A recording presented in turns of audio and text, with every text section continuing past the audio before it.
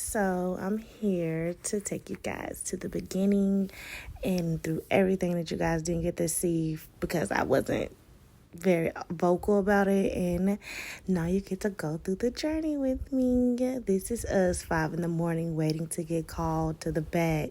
This is the day before surgery for pre-op. And y'all, I was in surgery for at least 8 to 10. I was in surgery for so long, so many hours, to the point to where that I was in surgery for so long that they were starting to lose me. And I do remember them screaming, push epi, push epi. And you know your Grey's Anatomy get the tingling when you hear that.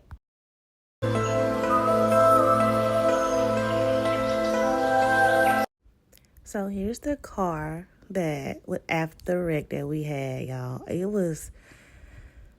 I can't even believe we even got out of that car and literally just walked home perfectly fine. Didn't go to the doctor or nothing. And this is what happens when you procrastinate and don't go to the doctor. And just, yeah. But anywho, this is me after surgery. Learning how to re-walk and learning how to walk again was literally the hardest thing that I ever had to do. And I'm so glad I had the support that I had going through this surgery because it was really draining and really weigh a lot of my mental. But I never talk about it. I let people into that point because I've always been the strong person that can get through anything. So I had to go through that and be strong and have the willpower and tell myself that I can do this. And in the midst of me going through this horrible thing, one of my best friends from college passed away. He was killed, and I just couldn't. I was so upset that I couldn't go to his funeral, which I did because I was on FaceTime, but that was so heartbreaking because I was in surgery and I couldn't go. And this is me once I got home from surgery. So I was living in Huntsville when I found out I had cancer, so I had to leave Huntsville, come home.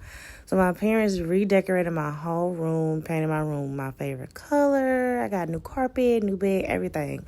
They just remodeled my room and wanted me to feel comfortable because going from being on your own and literally doing everything by yourself to having to come home with your parents and literally have to be waited on and help through every little thing, that was the hardest part.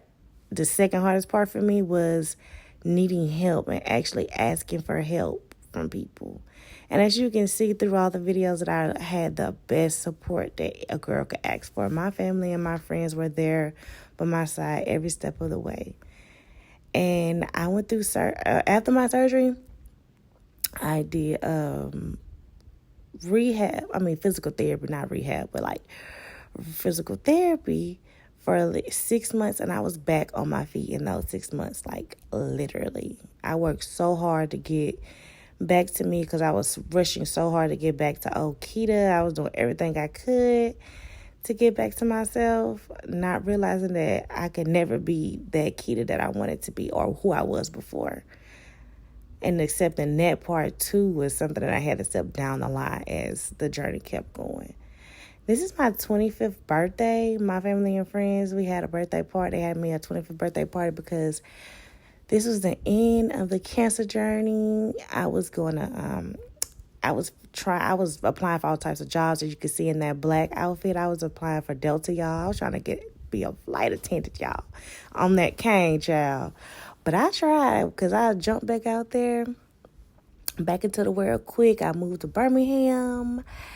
And I just wanted to try to get back to me and try to get back to that Keita that I was, not knowing that I can never get back to that. And accepting that and realizing that was kind of hard for me as well, too.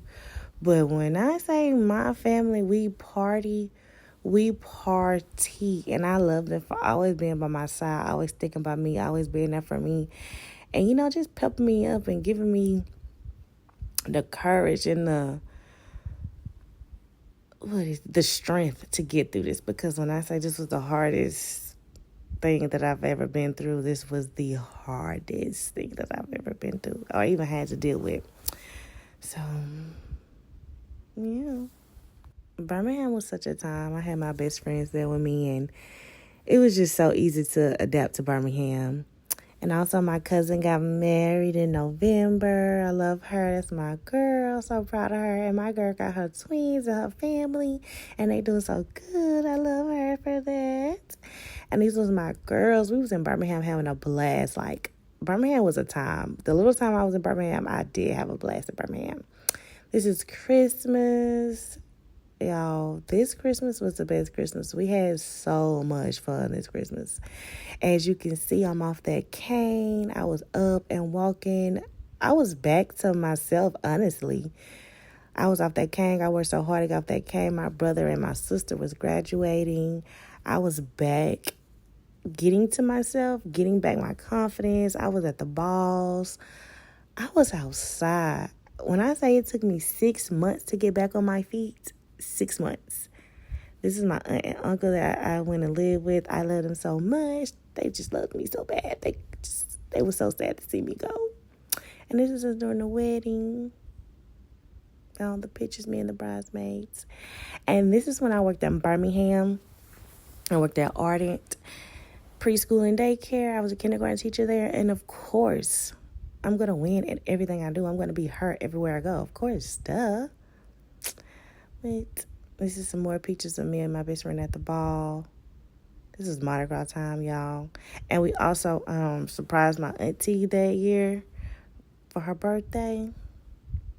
I really miss Birmingham sometimes. But in the midst of all of that, and me getting back up on my feet, me moving to Birmingham, me getting a job, me getting back out there in the world, I got a phone call at work one day that the cancer was back.